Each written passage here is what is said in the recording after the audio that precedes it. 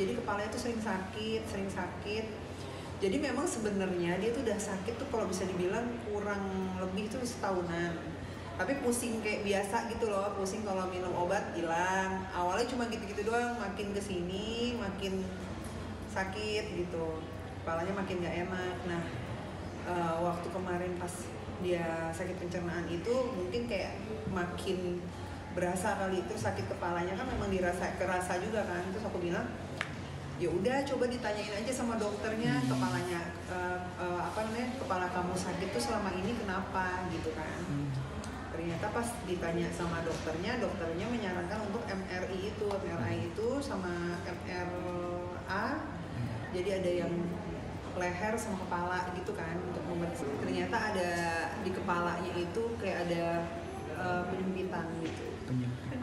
Jadi memang harus kayak ada tindakan lah gitu. Ya yang tadinya harus pulangnya tadinya cepet kan, terus jadinya jadi lebih lama di sini karena memang masih tahap observasi.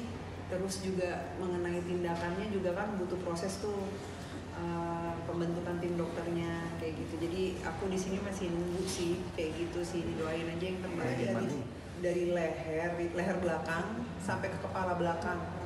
Itu yang dirasain dan itu sakitnya lumayan, katanya sakit banget gitu, kayak sakit gitu, pokoknya sakit kepala lah, kayak orang sakit kepala. Tapi intensitasnya itu semakin kesini itu semakin lebih berat gitu, sakit kepalanya lebih, nyerinya lebih berat lagi. Aku juga sempat kaget sih pas melihat hasilnya, kayak aku pikir sakit kepala biasa, ternyata memang sakit kepala nggak boleh dianggap enteng sih gitu. Jadi memang bisa ada apa-apa juga. Jadi lebih baik kalau sakit kepala diperiksain dan terbukti sakit kepala yang dialamin sama Sony itu ternyata ada sesuatu gitu kan. Jadinya alhamdulillahnya disadari sejak dini gitu.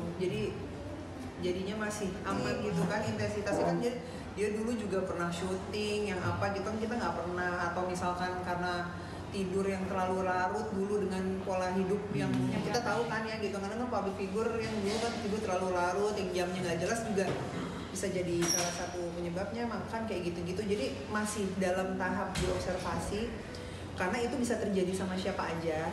Kemarin aku dikasih tahu juga sih sama dokternya, ini bisa terjadi sama siapa aja. Jadi kalau pola makan kita udah kita jaga, tapi kalau pola hidup kita misalkan jam tidurnya kurang baik kan, zaman dulu tuh masih kita tuh yang syuting bisa sampai pagi kan, dari pagi besok paginya udah syuting lagi, kayak tidur tuh cuma sejam 2 jam, malah kadang tidur bisa di mobil terus mulai syuting lagi. Itu bisa dari faktor pencetusnya adalah yang dulu gitu, awal lah taunya.